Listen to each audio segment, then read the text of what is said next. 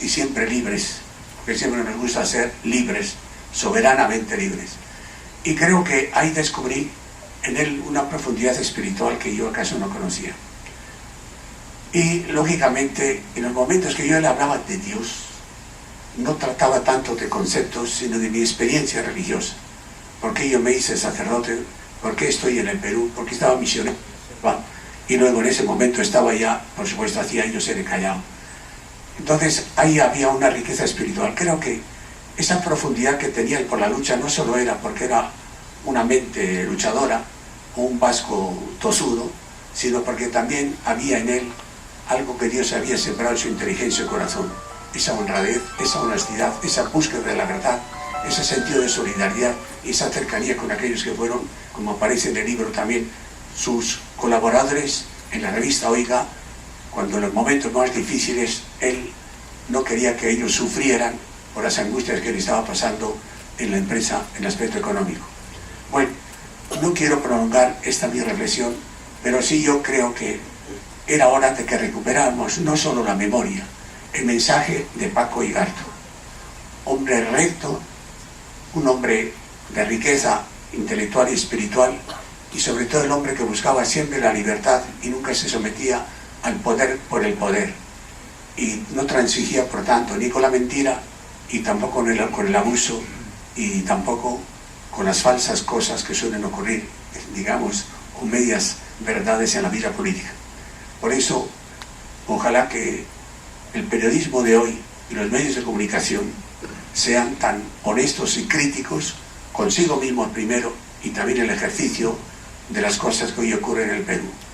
Y una de esas, para mí, que me ha tocado también estar en el campo siempre del área social, ahora me toca presidir Cáritas del Perú, les digo que el tema que a mí me preocupaba, y también a él en su momento, sería el tema de la corrupción, que está vigente todavía en el Perú y todavía ni los medios de comunicación, no digo lo atacan, lo tratan con esa responsabilidad que sería innecesaria, porque no solo hay que defenderse contra la corrupción, sino no hay que consentirla, y hace falta una educación permanente en valores éticos, donde el poder, sobre todo la función pública, esté al servicio de los más pobres y nunca al servicio de uno mismo. Creo que la corrupción no es solamente el manejo de recursos públicos para intereses propios, sino es el abuso de la función y de la autoridad que se ha constituido al servicio del pueblo, al cual nunca se le puede faltar, porque hemos prometido esa fidelidad de servicio. Creo que en todo eso, aunque él no tuvo cargos políticos nunca, creo que fue un político, un crítico, un gran periodista y un hombre cabal. Yo también le reconozco, cuando oraba con él, también un cristiano en su corazón, murió en la paz del Señor, con una paz profunda. Y un consejo para los fumadores, como él me dijo, tarde me acordé que tenía que dejar el cigarro, porque en parte su enfermedad, según parece, venía por ahí. Creo que es importante también recabar, digamos, ese mensaje para que cuidemos la vida, que es la que Dios nos dio. Él murió a los 80 años, aún así, hoy tendría 86, que Dios le tenga, en vasco te decimos, Goyan Bego, que esté arriba, Angoy Coaregil con el Señor, y que su presencia siga permanente entre nosotros. Muchas gracias.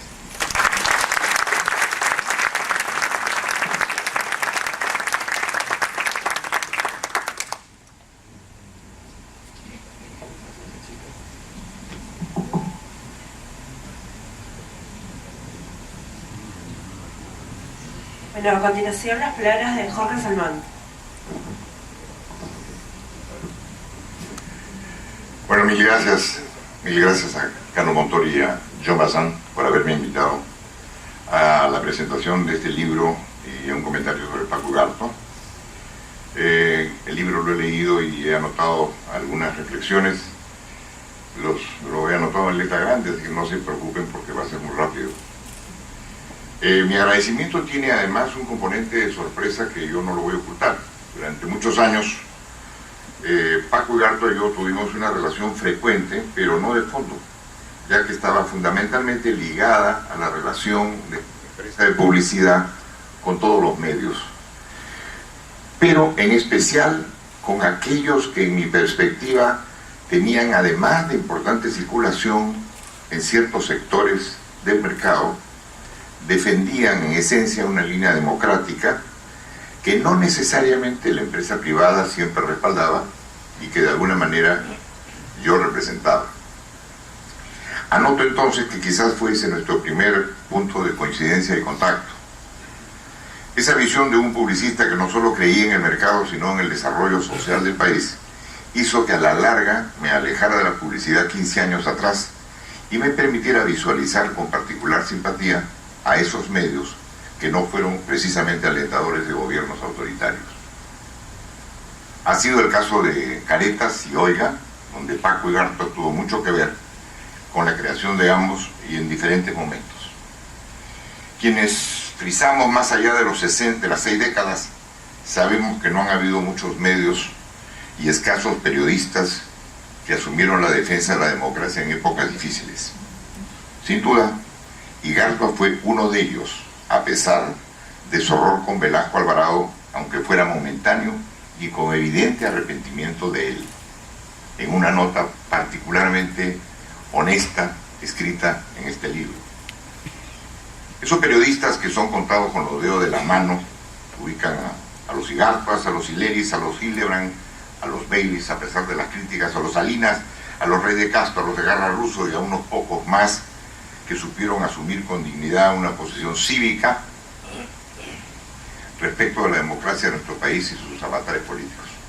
Tanto Oiga como Paco Igartua y algunos medios compartían la visión que, aún siendo revistas o programas televisivos de oposición, significaban por su calidad y contenido un valor intrínseco que pocas agencias de publicidad sabían valorar y consecuentemente hacer entender a sus clientes que una forma de hacer crecer al país era dándole apoyo a todas aquellas plumas libertarias que no le sonreían fácilmente al autoritarismo.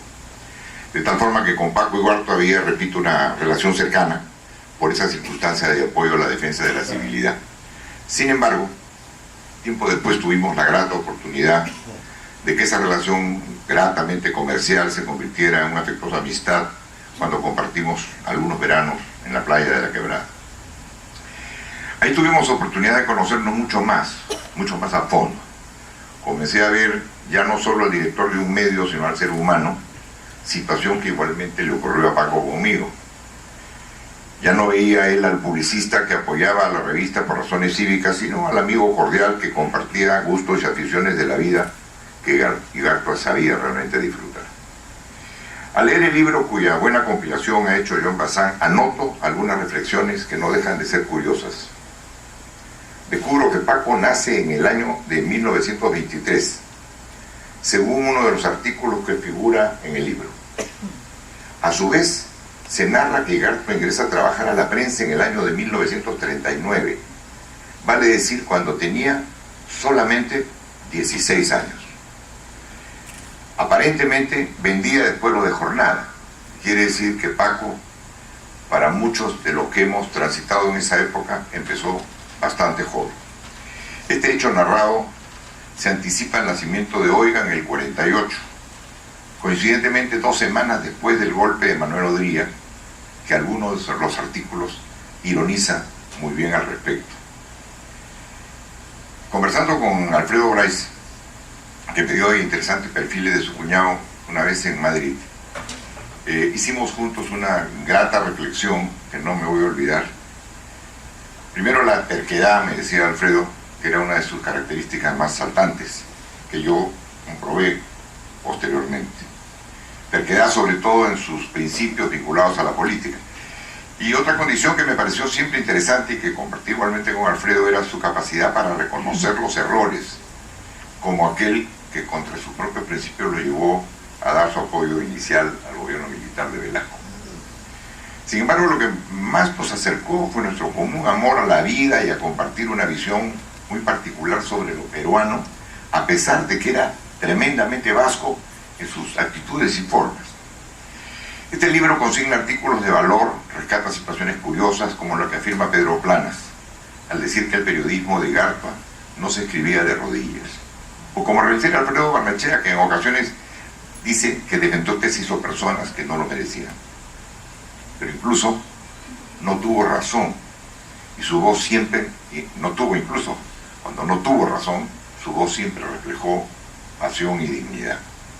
Alberto Massa lo llama Paco Poncho, Paco Piedra, recordando que sobrevivió a increíbles experimentos gubernamentales, para contar como cronista situaciones de nuestro país, muchas veces con amargura, pero siempre con una dosis de fe y esperanza. Augusto Elmore lo llamaba batallador y afirmaba que era el retrato vivo de Dorian Gray, porque efectivamente los años no parecían hacerle mella. Hoy Igartua tendría 87 años, es decir, 13 años más de lo que yo tengo, lo que me lleva quizás a ratificar que efectivamente a los 16, muy precoz, comenzó a trabajar en la prensa, donde, repito, se consignan artículos no solo de entonces, sino de ahora, cuyo punto en común pareciera haber sido con él lo de la civilidad. Ello, como bien comprenderán, los que creemos en nuestro desarrollo en base a criterios democráticos, es muy halagador. Por ello concluyo diciendo que coincido con lo que Fernando de Cislo escribió, que con sorpresa dice que referirse a la fragilidad de nuestra memoria, que olvida silenciosamente Igartua, a pesar de que realmente no son tantos los años que nos dejó. Por ello este libro y esta convocatoria lo reivindica como persona y como periodista de talla. Pero a contrapelo rescato la iniciativa fresca y creativa de Pedro Salinas, cuando propone, sin cortapisa, que una avenida lleve su nombre. Algo de eso yo conozco y no es fácil. Sugiero, y la verdad lo sugiero, que más bien pensemos en una pequeña alameda donde cada una de sus calles recuerde también a otros periodistas quienes como Igartua impulsaron el periodismo desde una perspectiva abiertamente democrática y ciudadana. Serán pocas calles, pero serán hermosas. Bueno,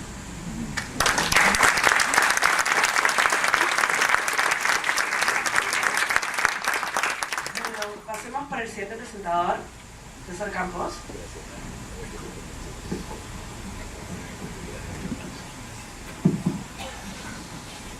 Buenas noches Clementina, qué placer de verla. Igual a todos los amigos que pudimos conocer a través de nuestro querido Paco Igartua.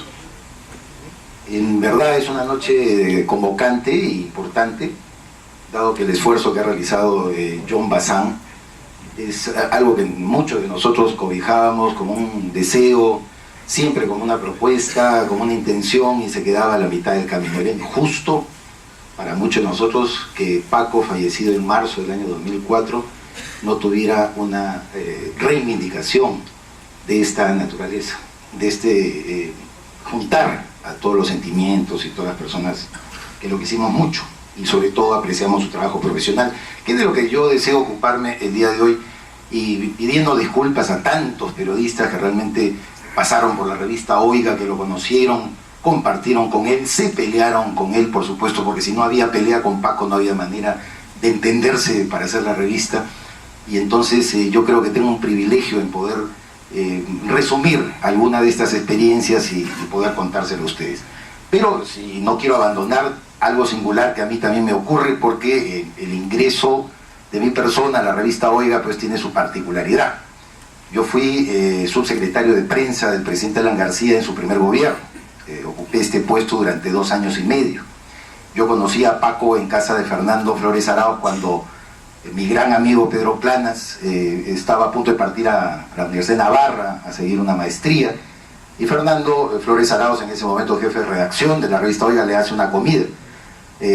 Asistí, me acuerdo que lo conocí también a Antero Flores Arauz, en ese momento acababa de dejar la presidencia de la Beneficencia Pública de Lima. Años después sería presidente de otra beneficencia del Congreso de la República, pero en fin, es una particularidad. Recuerdo que Paco llegó a la casa de Fernando Flores Arauz acompañado de Pancho Tudela. Pancho Tudela era un prominente colaborador de la revista, y en fin, compartimos la mesa con Paco. Primera vez que yo lo veía, lo trataba un poco asustado. Mi orientación familiar aprista siempre me había puesto a contrapelo de él, y un poco... Qué terrible conocer a este señor que escribe tantas barbaridades, ha escrito tantas cosas contra el APRA, realmente me asustaba. Pero a mi lado estaba Mario Castro Arenas, que había sido convocado por el presidente García también como uno de sus asesores. Y ahí fue que se inició pues una conversación que terminó como tenía que terminar, en una gran discusión a la que Mario, simplemente yo recuerdo, porque no tengo exactamente la memoria de las advertencias que sobre el primer gobierno de Alan García ya realizaba Paco en diciembre del año 1985, y que eran terribles, ¿no? Y Mario decía: contigo no se puede conversar, Paco, contigo no se puede. Entonces yo más asustado. Lo frecuenté también a Paco en casa de Adam Pollack, un enorme y querido amigo nuestro, sus años sucesivos, y siempre, ya cuando las cosas se pusieron mal en ese primer gobierno aprista, me parecía que era indispensable ya prestar oídos a lo que este único periodista, lo cual él siempre lo resaltó, y era absoluta verdad, se había opuesto desde un primer momento al gobierno del presidente Alan García, y el tiempo comenzaba a darle la razón. Peor aún fue cuando ya en 1990, terminada la primera administración del presidente García, muchos apristas y sobre todo periodistas dejamos los puestos públicos que en ese momento ejercíamos, y nadie nos quería dar trabajo. Yo tengo miles de anécdotas que no vienen al caso, pero nadie, por lo menos a mí, no me quería contratar. No, ¿qué pasa? Por favor, ese es aprista, ni hablar. Fue Adam Pollack precisamente que una mañana de los inicios del año 91 me llama por teléfono y me dice: ayer almorcé con Paco Igartua y quiere convocarte a ver si cabe la posibilidad que tú trabajes en hoy. Le digo: eso me parece una herejía, ¿no? ¿Cómo voy a ingresar a una revista que ha marcado una línea en contra de mi pensamiento, de mi propia actividad?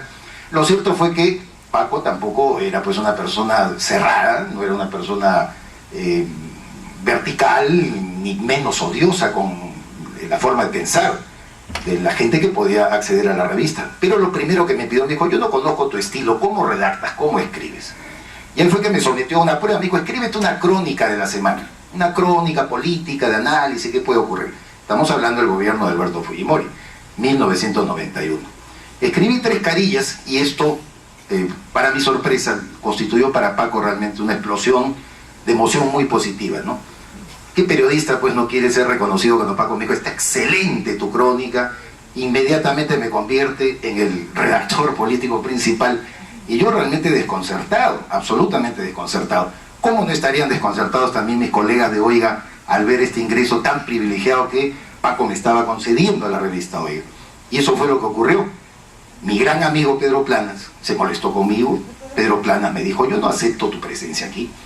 Pedro era, como todos sabemos, muy directo y era pues un Paquito Igartua así en la forma de hablar y enfrentar y confrontar las cosas. Él no se iba con medias tintas. No acepto tu presencia aquí, no me gusta, me dijo. O tú eres un felón, o eres un traidor al APRA, o eres un espía. Lo peor, que seas lo último. Y le dije: Pedro, te equivocas, hay una tercera condición que tú no conoces. Soy padre de familia y soy periodista. Pedro se quedó callado, pero siguió molesto conmigo. No nos hablamos un año. Un año nos cruzábamos con Pedro Planas y no me dirigía la palabra, ni yo por supuesto tampoco se la dirigía. Ocurrió que vino el autogolpe de Fujimori, el famoso 5 de abril del año 1992, ocasión en que las cosas comenzaron a alinearse, tanto para mí en lo personal por mis ideas políticas, como para quienes todavía pensaban o resistían mi presencia en la revista Oiga. Porque Paco, al poco tiempo que se produce este infausto suceso en la vida democrática nacional, escribe un editorial prácticamente declarando la amnistía en Oiga contra todos los que son perseguidos políticos por esa dictadura, y entre ellos por supuesto consideró al presidente García, a personas que incluso él en ese editorial coloca como que habían atentado contra su propia casa. Se lo atribuyó a Agustín Mantilla, exministro del Interior, y dijo: todos son perseguidos políticos, bienvenidos a Oiga, bienvenidos a la cobertura que ellos en defensa de la democracia nosotros les vamos a dar. Esa es una de las primeras señales de una línea de conducta que yo tuve en la experiencia vital de periodista de Paco. Un hombre con una integridad y una convicción y una coherencia, como ha mencionado Fernando de Cislo, con su pensamiento y su línea democrática que nadie podía objetar. Pero ya que hablamos del Paco periodista, yo quiero referirme a esas características